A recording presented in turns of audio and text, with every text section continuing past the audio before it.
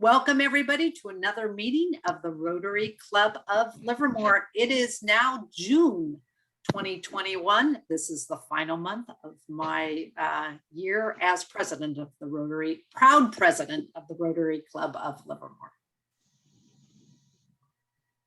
And so Hank Shea, since I see that you're unmuted, would you lead us in the Pledge of Allegiance? And I'll invite everybody else to please mute yourselves. I pledge allegiance to the flag of the United States of America and to the republic for which it stands, one nation, under God, indivisible, with liberty and justice for all. Thank you very much, Hank. And so up next are songsters. So Michael, do you have an introduction for us today? Oh, sure, I'll try to keep it short. Let's see.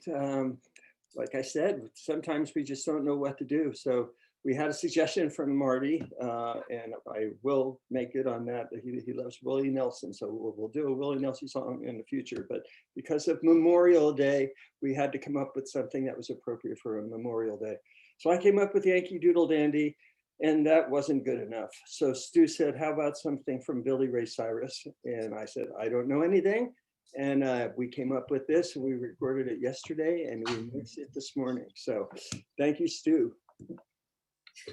Okay. 1, 2, 3, 4.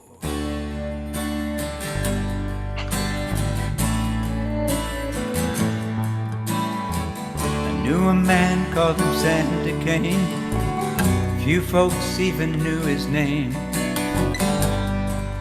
But a hero, yes, was he. He left a boy, came back a man. Still many just don't understand about the reasons we are free.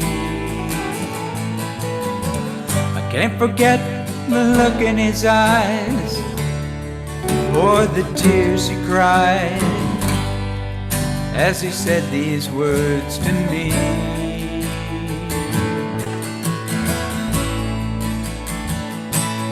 All gave some gave all. Some stood through the red, white, and blue, and some had to fall. And if you ever think of me, think of all your liberties and recall.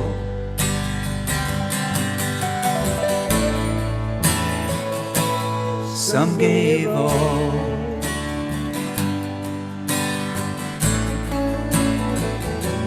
Some gave all.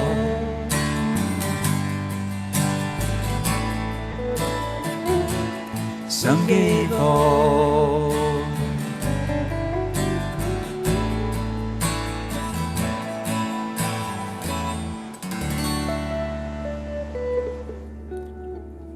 Happy Memorial Day. Ditto. Thank you very much, Stu and Michael. That was a wonderful selection following Monday's celebration of Memorial Day. And thank you to all who have served in our club, and also those of you who are family and friends of those who gave all. Up next, I'd like to invite Pat Coyle to share his thought for the day. Pat. Thank you, Carolyn, President Carolyn, and fellow members. Today, most of us are aware that yesterday, President Biden marked the anniversary of the Tulsa Race Massacre, a century after a white mob descended on the city's prosperous Black enclave of Greenwood and proceeded to burn, loot, and kill until scores were dead and 35 city blocks were destroyed. This and other acts of racial violence took aim at the roots of generational wealth, shaping the nation and its inequities in ways we still see today. President Biden told a crowd of survivors, all of the survivors are over 100 years old, and their families, that the story of the massacre would be known in full view.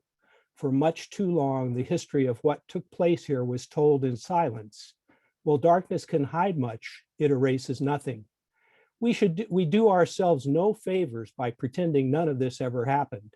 We should know the good, the bad, everything.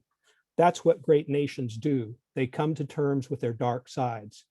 Let's take a moment of silence to remember those who were murdered, those who survived, their families, and for justice and healing for our nation.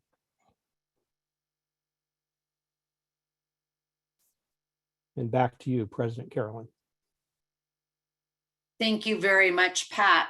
And thank you for bringing that piece of history, whether it's a dark piece of history or not, to our attention.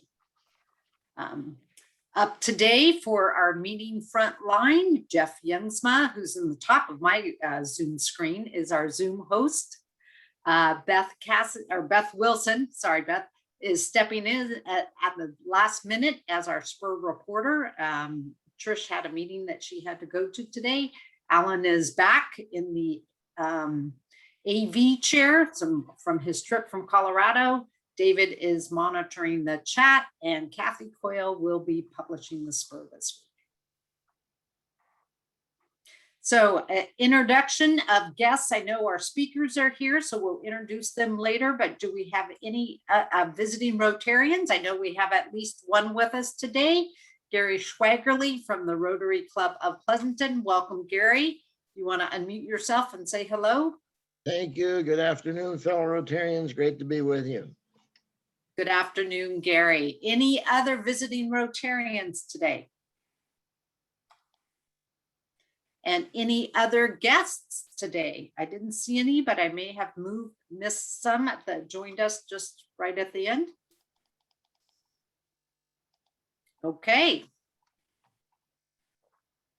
So we'll move on, and actually today, instead of photos from my Livermore walkabout, I'm sharing little video clips that I took a year ago on Memorial Day from a home in my neighborhood that was kind of all decked out for Memorial Day. So Alan, if you could show the videos. So what you're seeing are these little paper hearts. And in the background, if you can see, there are red, white, and blue. They're not flowers, but they're paper hearts all throughout this yard. Flags to represent all of the different branches of service. The red, white, and blue bunting. And then from the other side of the driveway.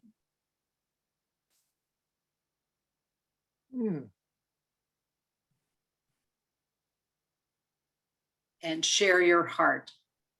So throughout this past year, and I haven't walked past there recently, they would do all kinds of change the colors of their paper hearts throughout. And that can be found on Arlene Drive.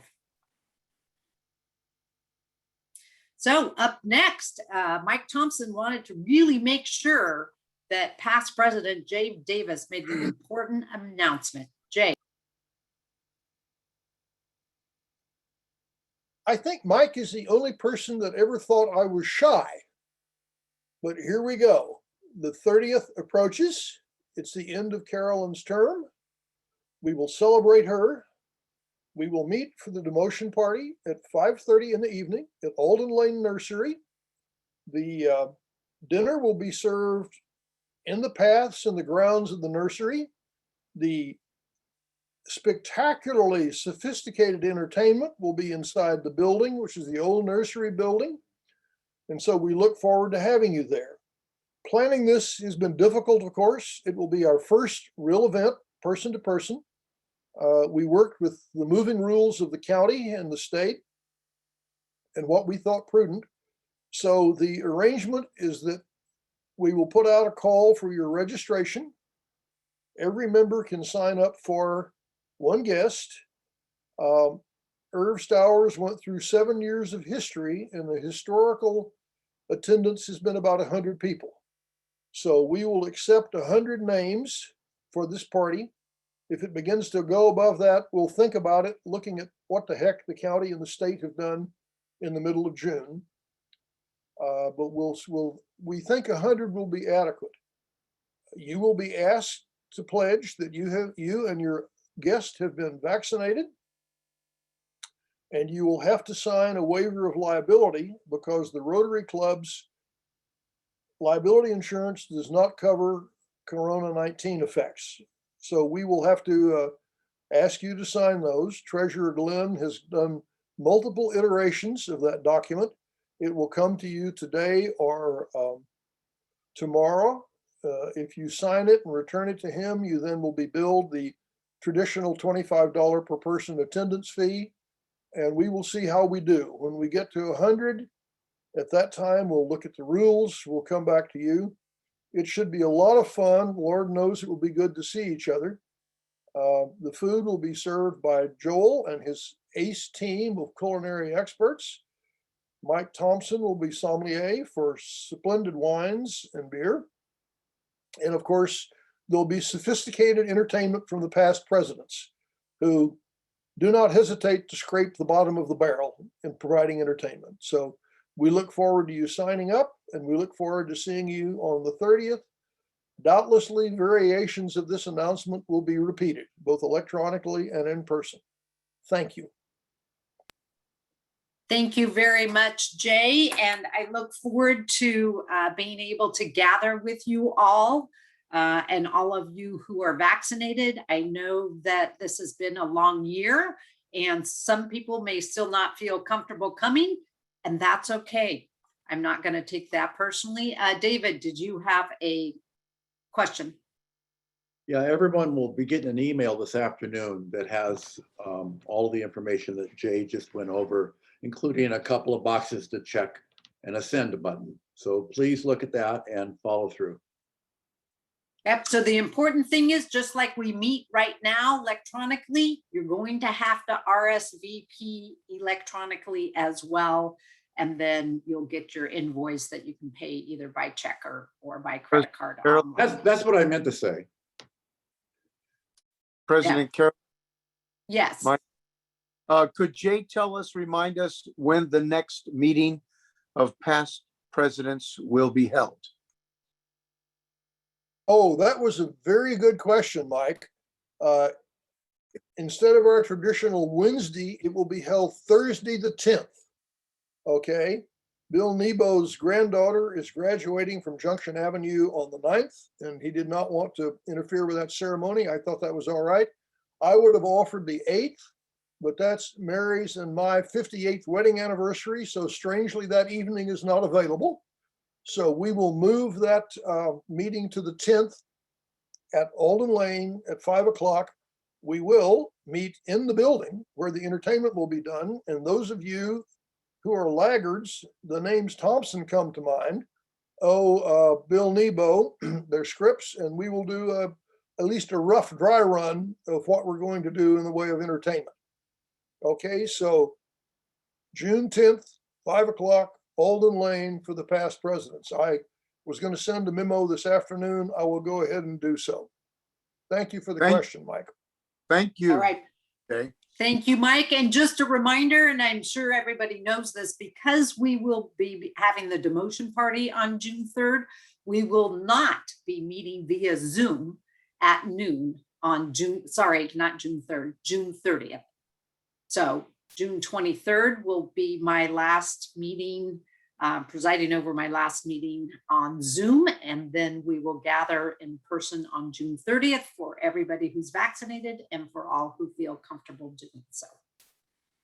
Thank you, Jay, and to all the past presidents. So another quick update for our virtual rodeo parade. Remember, that's going to be next Saturday, a week from Saturday, the second Saturday in June, and you'll be able to see some video clips from all of our past attendees have been invited, including seeing me have the privilege of riding, as Don Wentz says it, in the presidential limo driven by chauffeur Ed Coates. And then I did want to let you know that the board unanimously chose Dominic Sculuo. I'm saying Dominic's last name wrong. Somebody say it correctly for me. Socolo. Socolo, Dominic Socolo, the founder of DOMS. will be It's our Sakulo. It's Sakulo. It's not. Sakulo. Sakulo. God. Sakulo. Thank you. Oh, it takes Thank an you, Italian Splend. to let us know that. Sakulo. What do you Thank you. know about that?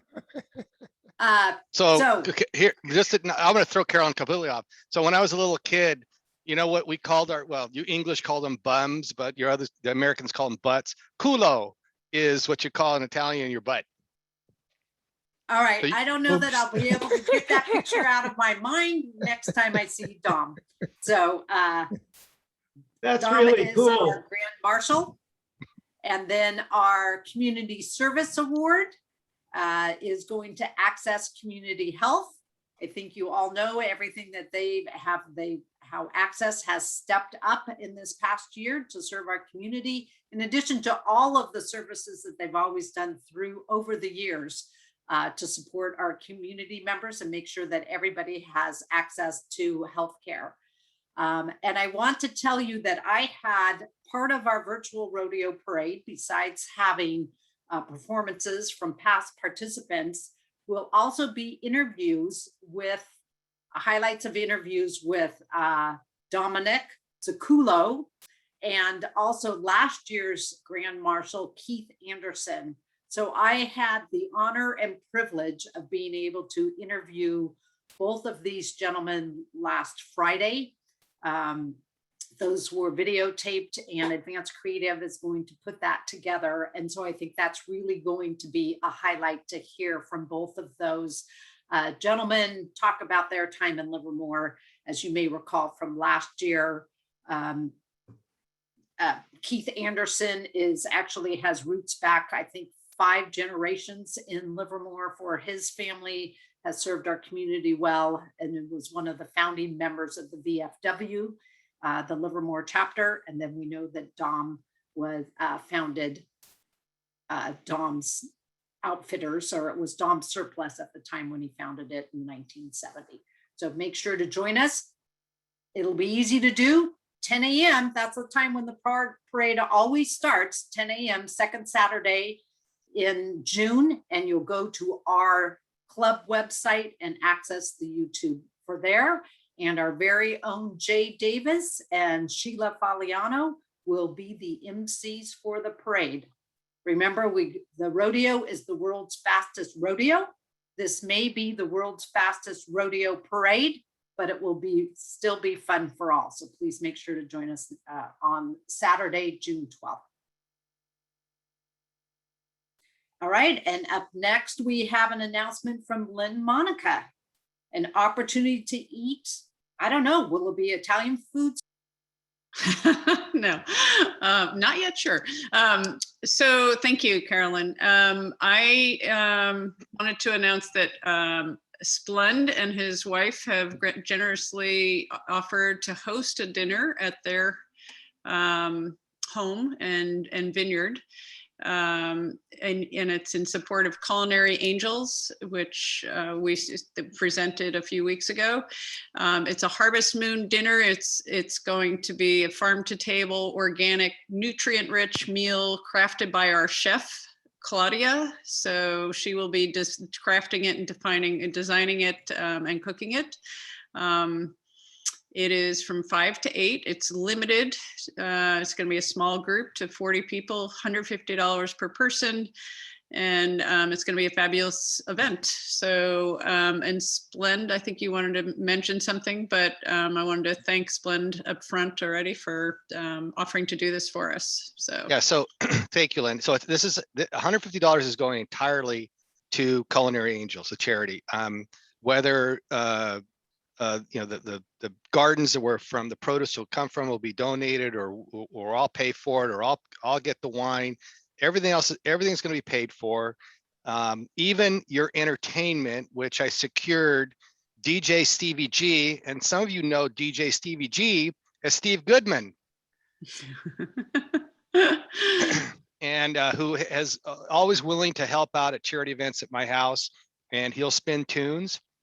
But we really, we want to raise some money for a really worthy cause that presented to us. So I look forward to seeing a lot of you to come by and donate to this really worthy cause. Thanks.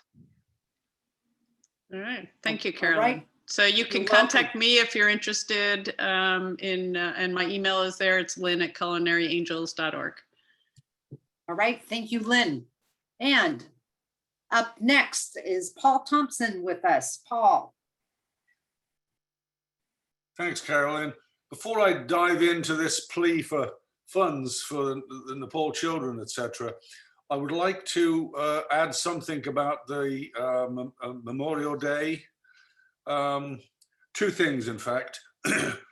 The Saturday or the Friday before, Pauline and I were in San Diego, and we went to the Rosencrantz Military Cemetery on the way to the Cabrillo Monument. We didn't know Rosencrantz was there.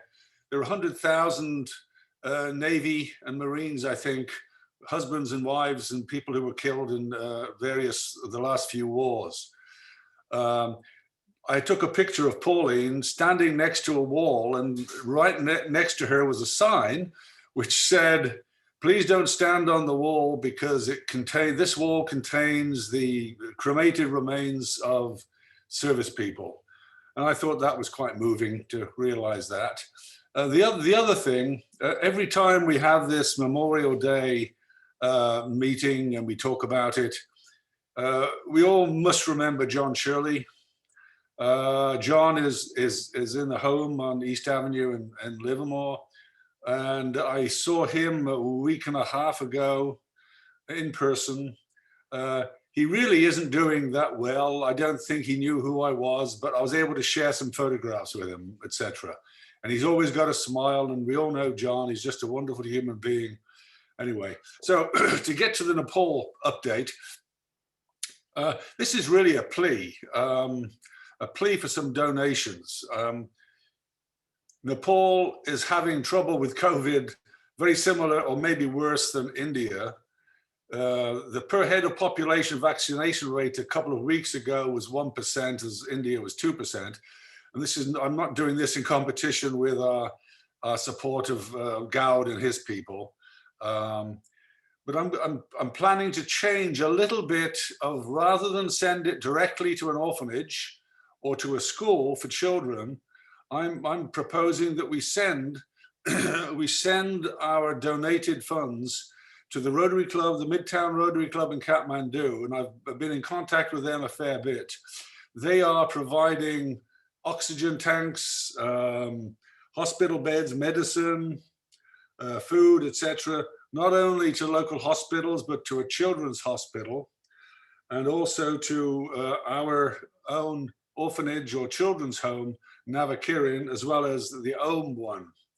So I'm asking for anybody, and I'm going to match the first $1,000 that people put in, and I would like to see us send over in the next 2 or 3 weeks to the Rotary Club Midtown in Kathmandu, $5,000. It's not a lot of money, but it's a lot of money to them, and I know they're asking for anything that we can do would be gratefully accepted. So please consider donating. Now, where to donate it to, and I'll ask whoever's writing the spur this time. Last week I couldn't join the meeting, but I did have a note in the spur which highlighted and said where the money could be sent to the 5170 District Foundation, and you can have a tax deduction. But please, when you do that, please put on the memo section of the check, Livermore, Nepal. That's one account we've got there with them, Livermore, Nepal. It's really important. We don't want going wasting our money putting it into the music scholarship and things like that. I'm only joking, guys. But please. No fair, no fair. Sorry, Beth and Kathy. No, I love it all. I think we should feel honored that we're able to donate and help people all around the world. And I feel privileged that I have been a member of this club for 1,002 years. And my involvement with Nepal would not have happened probably if I hadn't met John Shirley, because he and I were the first ones to go over there. I'm not going to bore you with my story about that. Anyway, so please donate to Livermore, Nepal at the District 5170 Foundation. The address will be hopefully in the spur again this this week. Thank you, Carolyn. I'll pass it over to you. All right, thank you very much, Paul, for that update. And you can find more detailed information. And so before I go to these two announcements, I want to invite TJ Gilmartin to share an announcement about self.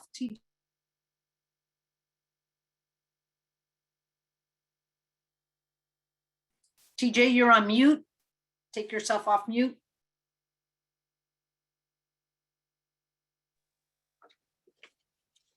So Paul, I'll match your contribution. I just unmuted. Thanks, TJ. You're a good guy. Okay. Thank you very much. So every Maybe year we can about exceed the $5,000. Good. Every year I talk to you about the Student Education Loan Fund, which was started in 1963, 58 years ago, partly by our club and other community people, and it's been going ever since. It's now it gives interest-free loans to graduates of Livermore High Schools or residents of Livermore. The loans are up to $3,000 a year now and for 4 years in a row. There is no interest on these loans and they do not need to be repaid until the person has graduated and has a job.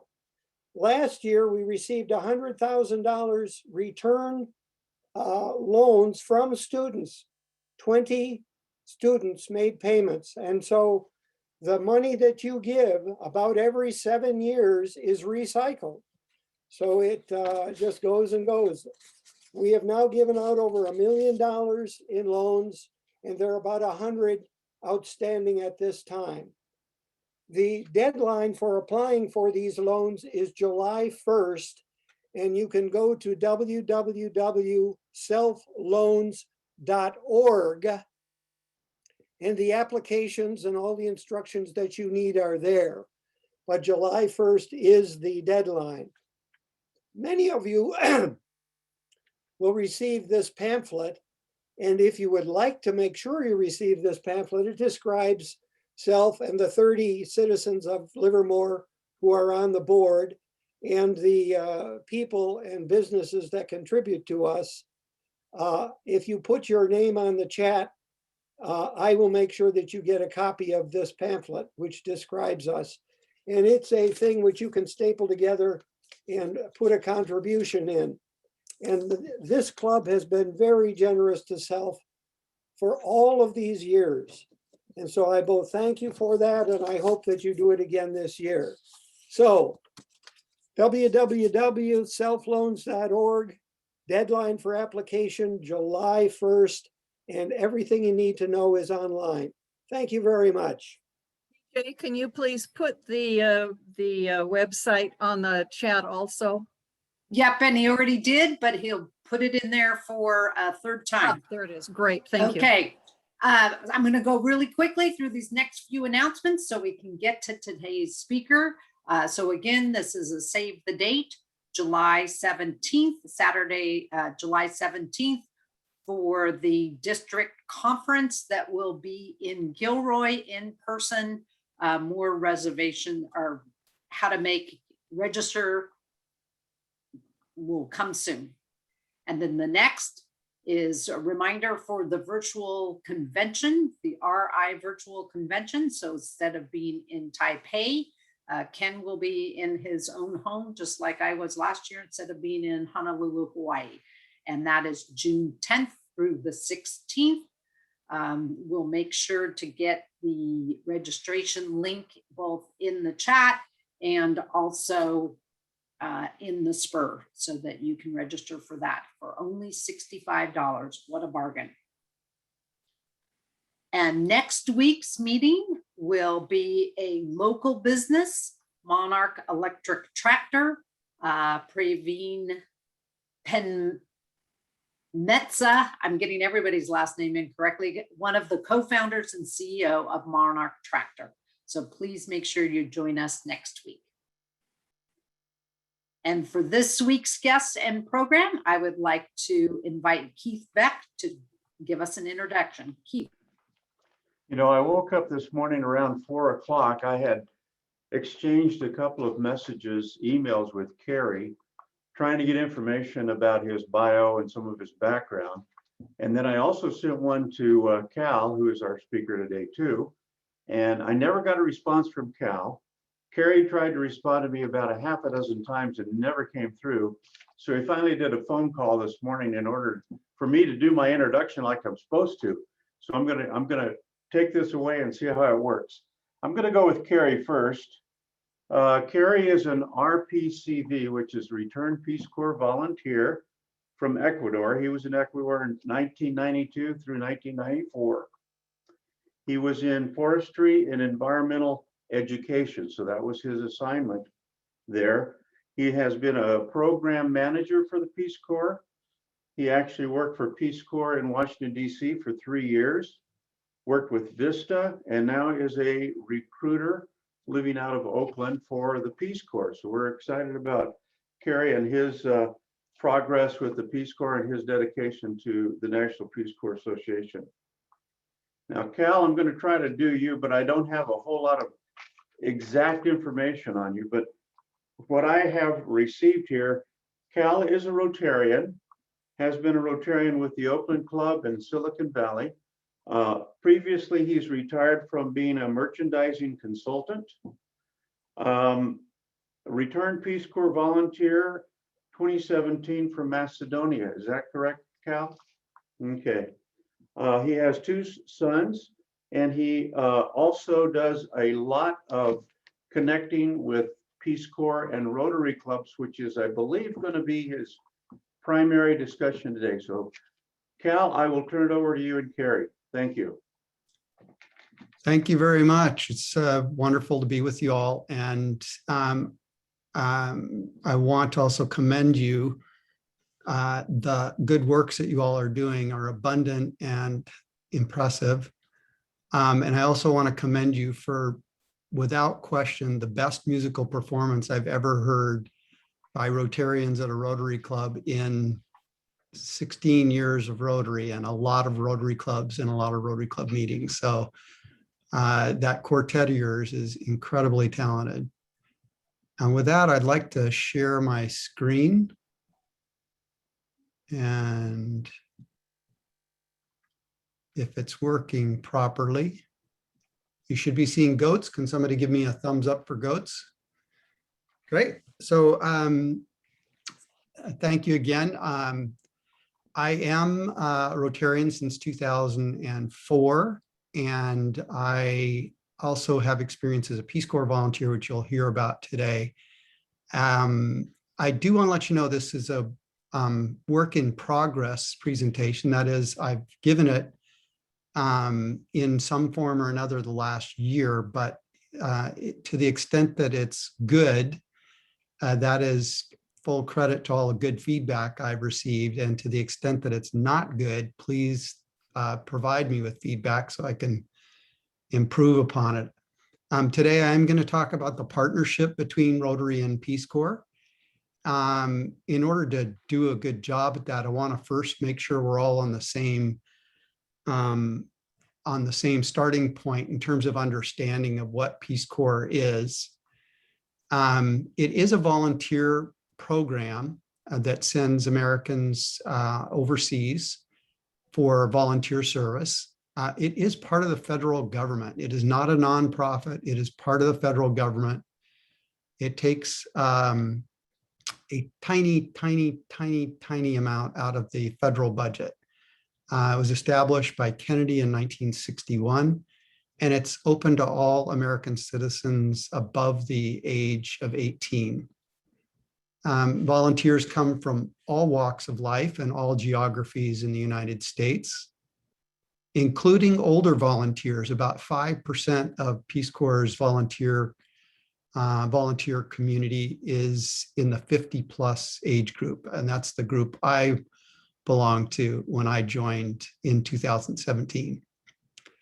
As an American citizen and as American taxpayer, I'm proud, and you all should be proud too, that these ambassadors of the United States are out there in developing countries around the world, representing the United States, the best of the United States, I believe, and doing really great work, not unlike Rotary. Average volunteer is about 27 years old. It is a competitive program to get into. Only about 15% of the applications are accepted. And the application process itself takes somewhere between 9 and 12 months. That's from the time you complete your application to the time you actually step on a plane and head off to whichever country you've been assigned to. There are two commitment levels. One, what I would call the standard commitment, is a length of 27 months. And then there's also what's called Peace Corps response, which is anywhere between 3 and 12 months. And that's more for kind of mid to late career volunteers who are brought on for very specific assignments, require very little training other than a little bit of language training and a little cultural training. It's a really interesting program, and perhaps at a later time we could get into more detail on that. The mission of Peace Corps is to promote peace and friendship around the world. Now, that's a very broad mission. And so the question is, well, how do they actually do that? And there's 3 actions that Peace Corps takes in order to try and meet that mission. The first is these volunteers that they send abroad are primarily charged with providing skills training to people in the countries where we serve. And that is in the form of teaching English, teaching agricultural skills, computer skills, helping to improve organizations operationally, and on and on. The second action that is taken is that just by being in that country, these young Americans and older Americans are representing the United States, and they are oftentimes providing those citizens of those countries with the first time they've ever met an actual American. And so they often encounter stereotypes about Americans, and it's nice to pop the bubble a little bit and find out that not all Americans are like the people on TV or in the movies. And finally, those volunteers, as they learn about the host country that they're staying in, they share that culture with their family and their friends back in the States, whether it's during service through blogs and photos and things like that, or when they get back. And today you'll hear a little bit about my experience in North Macedonia, so you'll get to see how we share the host culture of the countries we served in. There's about 10 million questions that people have about Peace Corps, and I would direct your attention to peacecorps.gov. It has the answer to at least half of those questions. We will have time at the end, hopefully, for a few questions here ourselves. I want to take you to March 15th, 2020, when under normal operations, Peace Corps had 7,400 volunteers in around 60 different countries. And then jump to 8 days later, when we had 0 volunteers in 0 countries. And you know why. It was COVID. And I tell you that, one, to let you know what the current status is, because we're still in the status of 0 volunteers, 0 countries, but also to let you contemplate what kind of organization must be able to safely return that many volunteers from rural communities in 60 different countries in 8 days without anyone getting injured or COVID or anything. It is a counterpoint to the argument that the federal government cannot shoot straight. I want to turn the clock back now to 2017 and tell you a little bit about my service in Macedonia, which will lead to talking about the partnership with Peace Corps, between Rotary and Peace Corps. My service started in September 2017 in the country of North Macedonia, which is part of the old country called Yugoslavia. And I arrived in 2017. It was called Macedonia, and barely a year later, the country was renamed North Macedonia. You can do a little Google search to find out how it is that happened and why it happened. It's a fascinating country, population of about 2 million, has an amazing history. Even though the country was only formed officially in 1990, it has had civilization there since the beginning of time, and has had the Romans go through there, and the Ottomans, and pretty much anybody else with some form of weapons has been through there. It joined NATO about a year and a half ago, and it is on the path to joining the European Union. It's a country with many contrasts. It's very old. You still see horse-drawn carts there, and things the same as they were, like the goats at the beginning of the presentation. There's a lot of agricultural and animal husbandry that's still going on as part of their economy. You have lots of really old buildings and Roman ruins there. It's a place without a lot of regulation. So if you want to start a vegetable stand, you just find a nice spot on the sidewalk and you arrange your vegetables in a beautiful display, and you pull out a scale and you go into business. You don't need a business permit or weights and measures or anything that's required here. It's also a very modern country. There's been a lot of money invested in increasing some of the amenities that they have for tourism, and it's an interesting place from that perspective. They also have a lot of young population there. A lot of companies from other countries are establishing offices there as back office support for computer technology, programming, and things like that. This group of young people are high schoolers from the city where I lived. These are members of what's called the GLOW Club, which is Girls Leading Our World. And you can see they allow a few boys to join in the fun. They are effectively just like an Interact Club, that is young people who are developing themselves from a leadership point of view, and they're engaged in community service. It's also an incredibly beautiful country. Lake Ohrid is a UNESCO World Heritage Site. This is a costume dancer from the Strumica Carnival that happens once a year to celebrate Lent. And hopefully this will work. These are some Roma musicians, some young boys.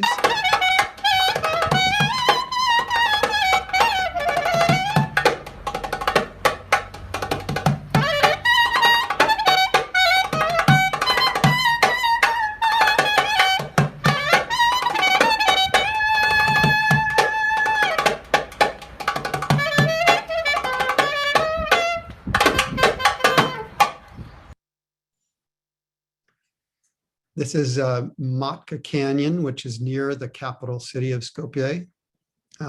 Beautiful man-made lake that's made for an electrical dam and has lots of recreation on it as well. Sadly, it's also quite a polluted country. The air quality in the capital city of Skopje during the winter is Beijing bad. It's also a country with a lot of trash. I don't know why, but it is ever present. It's one of the areas where they can really improve. They have an education system there that is uneven. This is my friend Joseph, who's a young attorney. And this is one of Joseph's clients, who's a gentleman who signs his name with an X. He cannot read, nor can he write. He has not received even a day of education his whole life. Peace Corps has been in North Macedonia since 1996. Typically, they have about 100 volunteers there serving in 50 different communities. There are 3 different areas that we provide training. Teaching English, a little less than half of the volunteers are teaching English. There's a group of about 10 volunteers that are teaching special needs, working in special needs community centers and training the people who interact with the special needs, as well as working directly with the clients themselves. And then we have what's called community development, which is kind of a broad bucket that provides support to nonprofits, works with organizations like Boy Scouts, Red Cross, YMCA, organizations like that. I was assigned to work in the city of Steep, which is in central eastern part of the country. It's a university town, about 40,000 people the day before I got there. And the day that I got there, the population went to 40,003. And that's because I was joined by Peace Corps volunteer Lauren and Peace Corps volunteer Alexa. They were both teaching English at public schools in that community. My primary assignment, that is the job that Peace Corps sent me there to do, was to essentially work in helping to improve a free legal services clinic. I'm not a lawyer, but I have a lot of experience in small business, and I help them improve their marketing and their organization, essentially help them to grow their ability to serve their clientele and to serve more people.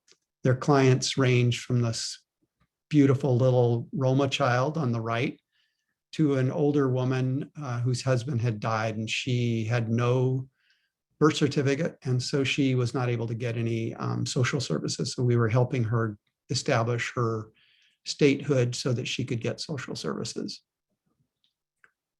I throw this slide of Lufty Gomez in here. I'd rather be lucky than good. And the reason I do is because the second day I arrived in Steep, I met by chance Zoran, who was the charter president of the Rotary Club of Steep. The club had formed just a few months before I got there.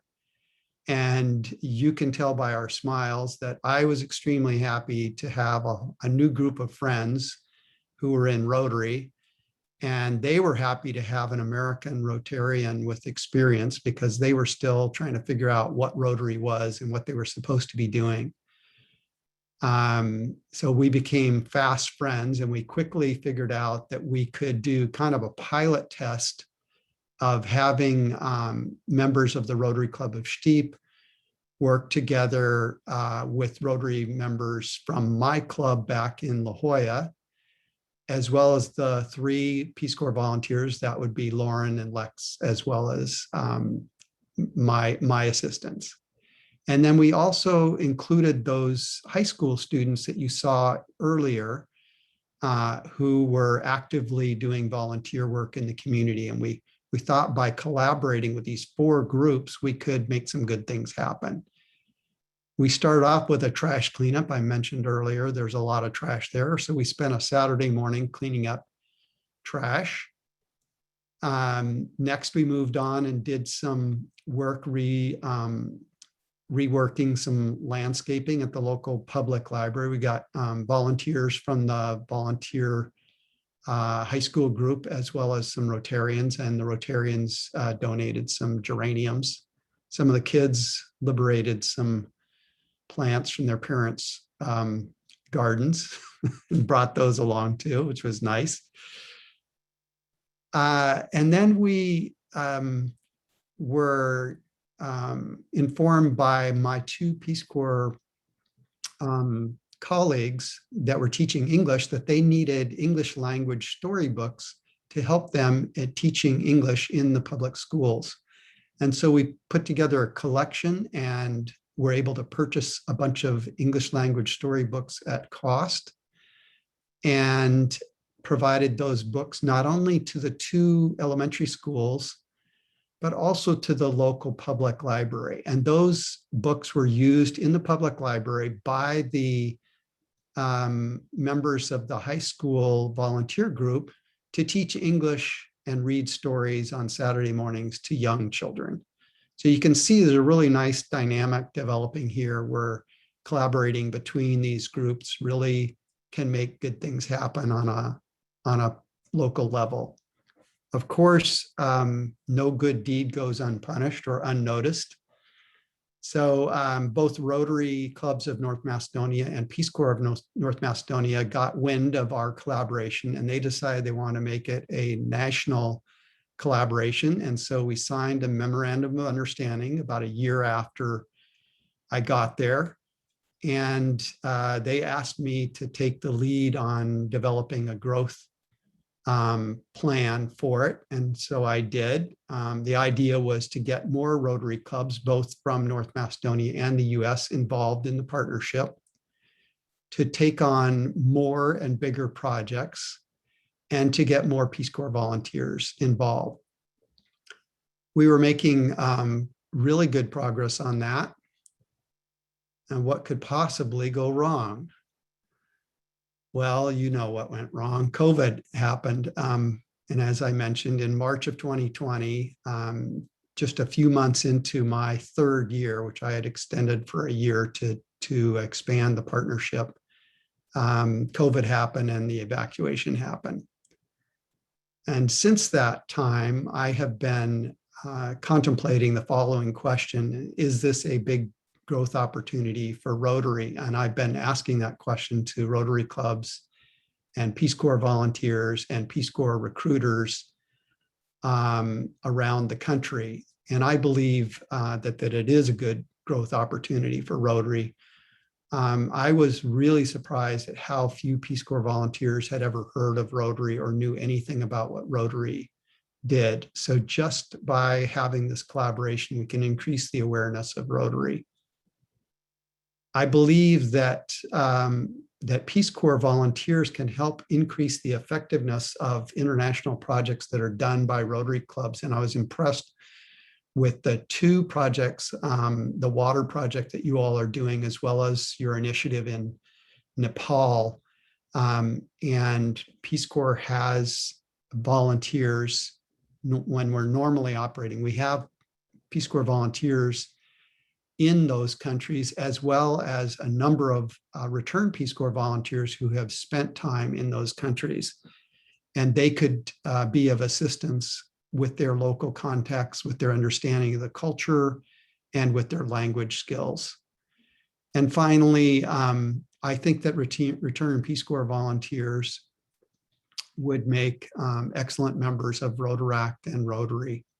And that's an opportunity for Rotary. So what can a club do to bring this partnership down to the local level? Well, the first thing is I have Carrie on the line here. So you can establish a relationship with a local Peace Corps recruiter and start to build that relationship into something that's productive for you and for Peace Corps. Carrie can connect you with local returned Peace Corps volunteers, perhaps tapping into some of that expertise that they have in Nepal or other countries. He can also connect you with people who are interested in applying to Peace Corps.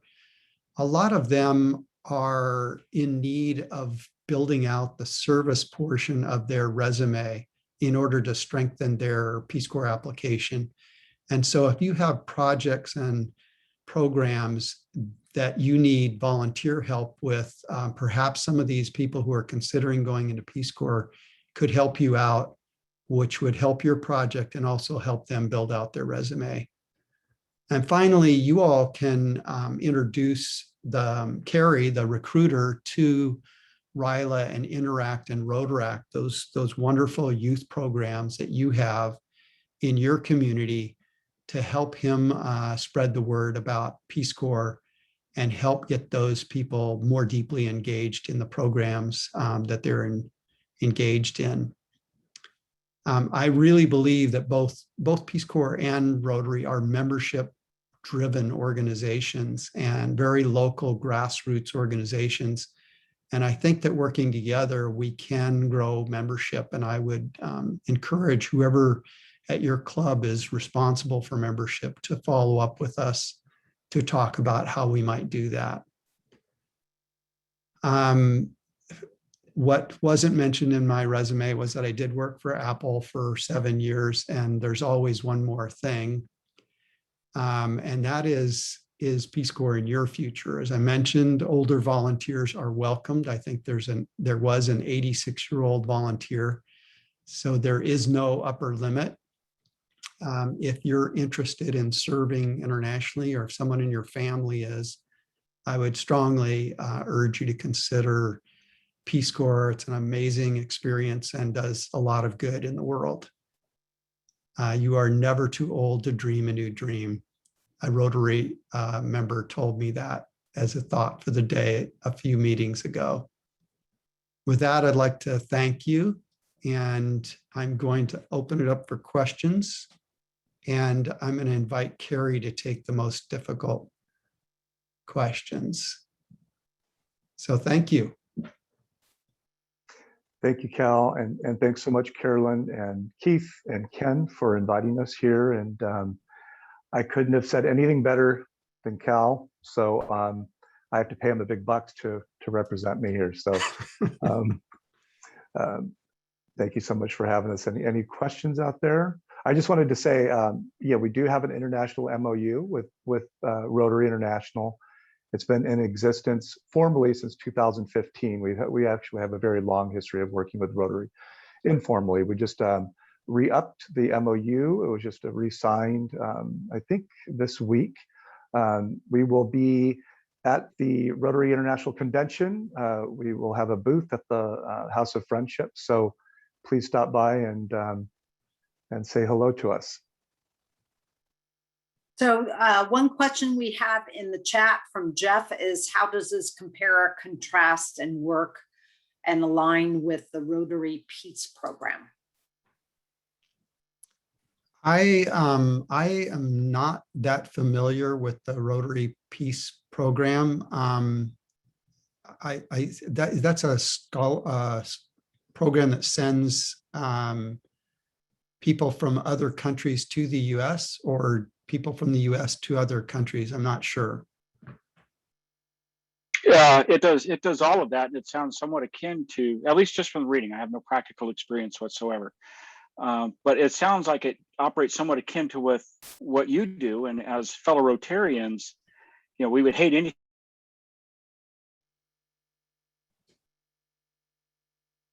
I lost you. Yeah, Jeff, you got cut off there, or I don't know if Jeff got cut off. I don't actually see it on the screen. I can weigh in a little bit, Carolyn, on that. Are you back with us, Jeff? Okay, Kathy. The Peace Program is an educational program primarily, where students study abroad and they study at specific peace centers on specific topics. But the idea, the philosophy behind it is very similar to the Peace Corps, in that it's supposed to build goodwill and friendship, and that's the goal of the Peace Program. But it's not nearly as big as Peace Corps, obviously. And the students have to apply for the scholarship. So that's the difference. So one of the other questions I think from they're Mary. Sorry, I think they're complementary. Yes. I think that's what I would say. Yes. Okay, and then I think Carrie answered the question Marianne had asked, which country has the most volunteers in a normal year? And that Ukraine is our largest program at the moment.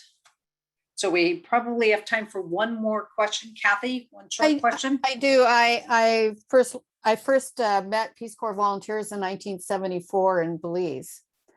And I was working for the Canadian government. And I was just wondering, things seem to have changed quite a bit since I had I had some very, very good friends who were Peace Corps volunteers.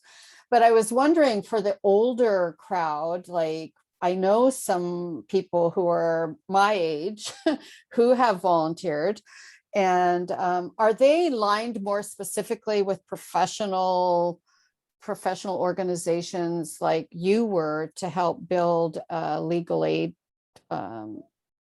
type of activity, are they more aligned than for that? And can they choose their country? I can take that. So we work in 6 different sectors. So we work in agriculture, the environment, education, small business, youth and development, health.